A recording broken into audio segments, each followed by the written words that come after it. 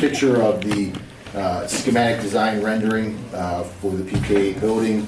The building will face the front entrance will face Hyatt Street. So you see on the color one, you can see the tennis courts that remain on the south end of the building, and then the with the playground, as you kind of see the fencing for the baseball, softball diamond. So that's the north end, just to give you a spatial recognition of the area. Correct, they remain. Yeah, and then for 15 years plus, the community's talked about what to do with buildings, and they put a couple bond attempts on that have failed, and in the 18 months we've been able to address the needs and moving forward. And again, it's about changing the direction and moving forward for the students, the families, and for the future. Really good. Okay. The next. Do a picture. Yep. You got one. Okay. So you have the building focus design. Again, is based on the safety and collaboration and flexibility. That's our goal, is to provide a safe environment for the kids, collaboration and flexibility for future uses. The next page, you have the rendering, schematic design renderings of what an outside learning space outside of a pod can be for students, and also what the extended learning area. So the extended learning areas in each pod, you have full-size classrooms around that, but again, opportunities for multiple groups of students, classrooms to get together to engage, and even for class activities such as author visits that they just had, like at Broadway. There's that space available to them where it's not impacting any other facility. But again, it's flexible and safe, and looking to, again, creative use of the area. You have the schematic design where it kind of shows the pods and the various, the first floor. So you have the kindergarten pod, the first grade is on the north top of the paper, and the second grade is on the west side. And all these are from our website that you have access to since, I think, maybe March 19th or 18th they were up, or maybe even sooner than that. You have the examples of where the playgrounds could be. Again, we're going to have to determine what exact actual space goes where. We want to make sure there's, for age appropriateness, again, little kids have access to it, but the big kids in the middle school still want to be outside and maybe just more open space. So whether it's slides or things like that has not been determined yet. We'll go to the flexible spaces. Again, music and art are an afterthought. They're on each level. We're looking to integrate those into the area where the kids need. So they're right there where they are. We talk about, again, looking at flexible spaces where you have the gym, the cafeteria, and the stage area, so you can be used for multiple pieces. Again, instead of having to go to the high school to have performances like we've done in the past for elementary kids, they could actually have a space there that could house families and support parents, families that could be there to watch a first grade play, a second grade play, a band, middle school band performance. And the stage opens to both sides, will be available to be open to both sides if need be, so you can have multiple pieces going around. So again, I think we want to continue to bring in people into that area and be a part for the community, which we think is important.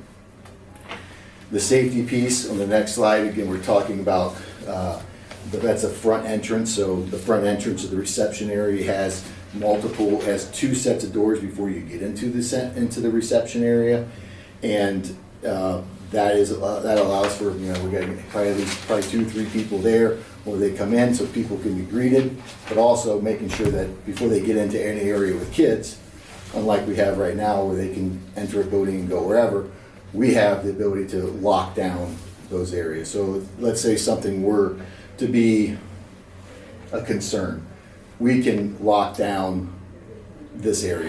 The receptionist can actually go in the door right behind them, a security door, where they could then get into the SRO and lock everything down. The pods all lock individually. So again, Thank you. the area would be again, secure before they even get into where kids are, which we think is, again, important, that we monitor who's there. But also because of multiple adults there, we can Take also this one, I'll scoot it. utilize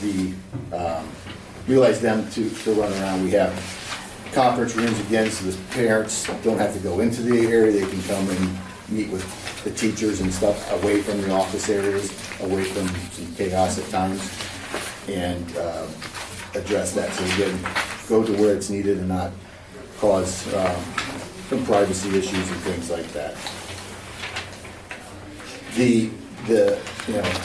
This is about moving forward and planning for the future. We're at the SD design phase, so the SD design will go in the board meeting. The SD design phase is the first design phase that's done, and that starts with getting this out. So this has been given to Garmin Miller's done this. They've conducted an estimate. So has Shook Construction. That's part of the OFCC process. They have to be reconciled to be on budget, and then that took 3-4 weeks to get those things back from the people. Design development, which is DD, will come later in May. So they're working on refining what's all going to be in there, what's going to be happening. When that gets done, that gets sent out to again, estimators to make sure it's on budget, and adjustments will be made as needed, hopefully not. And then finally, construction documents, CD will be in October, sometime in October. That October piece is when, again, bids actually will start getting out bids, getting that back, and again, making sure that we're on budget. The tariffs that were just announced today, maybe they play an impact on some things, maybe they don't. We'll have to wait and see, and that's just part of the process to predict. 6 months ago to predict we're going to have tariffs, or to predict there was going to be COVID. When COVID happened, obviously you do with what you have. So we're looking to, again, the process of some things for construction wise. You're going to start seeing in late April, May, some work done on the south end by the tennis courts for the new bus garage. Then site work hopefully starts happening on the area in probably late July, August. Nevin Kopic actually starts coming down in June. Will start coming down in June. And looking at a couple years of construction, so you're looking at probably late 2027 to actually get moved in here, into the process. Late as yeah. That would be, that's just timing wise. It's not ideal, but we'll see where that's at. Yeah. But again, all this stuff is on the website. There's more pictures, there's more videos, things like that on the website to look at if you haven't had a chance on that. And again, it's a lot easier to blow it up on the computer than it is. Yeah. Maybe squinting your eyes on these. Has this gone to like the teachers? Is this? Yeah. So we had meetings before the board meeting actually with teachers about this, but we've had it ongoing. We had teachers that visited buildings with administration to look at different ones from Garmin Miller selected one, OFC selected one where they got it on. Winton Woods was one of their projects, got some awards, and then you look at New Albany was one that was recommended to that had a pod concept and how it all worked out. They do theirs a little different for the 4th through 6th grade, but still the same type of. Gotcha. Some things were good, some things weren't. The cafeteria at a couple of them were like, no, not something we want to do. One was one of the buildings there was no cafeteria. There was different lunch stations at various parts of the building, and no seating actually in the classrooms for things. So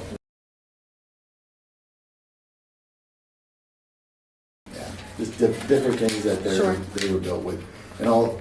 New Albany was not an OFCC project, but the other two were OFCC projects. Okay. Yes. Who are the teachers who are endorsing this layout? Teachers' names? in our district? I don't know, I don't have a vote, I didn't take a vote or didn't take No, not a poll. vote, but just the names of the teachers who got behind this plan and said, hey, this is what we need, all these learning extended spaces. Who are they in our district? I didn't take a vote, so I don't know what you're asking. It's not like it wasn't. You didn't have teachers, so in other words, you're saying, Aaron, that there are no teachers in our district who have commented on this 3-story plan and said, this is great, this is what we need? There are, yes, I didn't take. So who are those teachers in our district that are saying that? You'd have to ask them, I guess, if you want to know what each of them think. That's why I'm asking you, Yeah. who are they? You ask them, they've all had the opportunity and have been involved in this process, whether, I mean, They it's said it's it's certainly not secretive. Are you saying you No. don't have the names of the teachers in our district? no, I do not have the That- name of the that teacher. have As I looked said, at this they and said liked this it, is don't great? like it. I did not take a poll. Not of a people. poll, I'm not asking for a poll, just No. whether there's one teacher, 10 teachers, you don't have one name attached to They this. were, I don't know, 50 of them at various points at the recent meetings at each building to talk about it and what maybe might be some concerns. What isn't a concern, what do they like, what they don't like, those are all gone through for everybody to be part of. I don't know.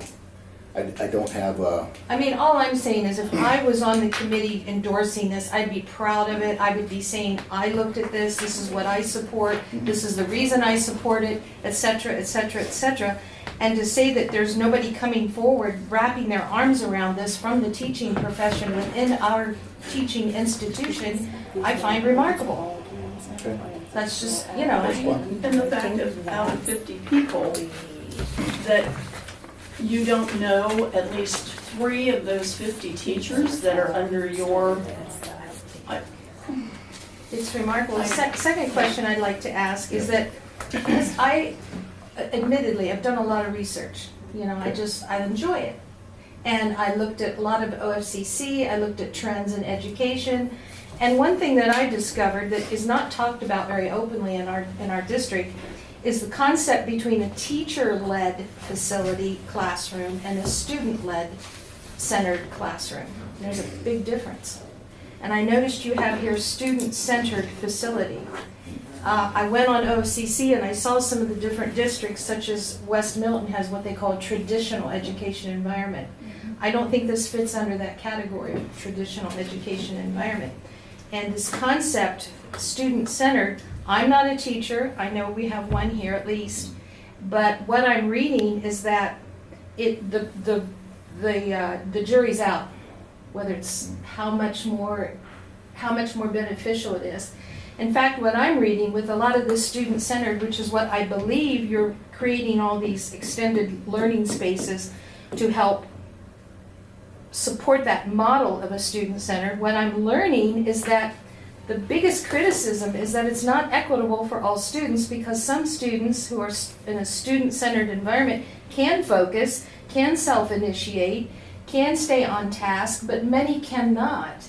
And then you have this collision of the group. Well, Mr. Moran, Jordan over here is not focusing. And every time a door opens down the hallway, every time a pencil drops, every time you hear a voice there, you've got these kids always like looking around and being distracted and missing content from the small group versus when you have a teacher-led environment, that gets, it always happens anyway, I mean but it gets minimized more. And so that's why I asked the question, who's supporting this? Because these extended learning spaces, Aaron, I asked you the first time I came, what are those going to look like on an hour-by-hour basis? It's a fair question. And I don't mean to be, because I think I'll defend you, honestly.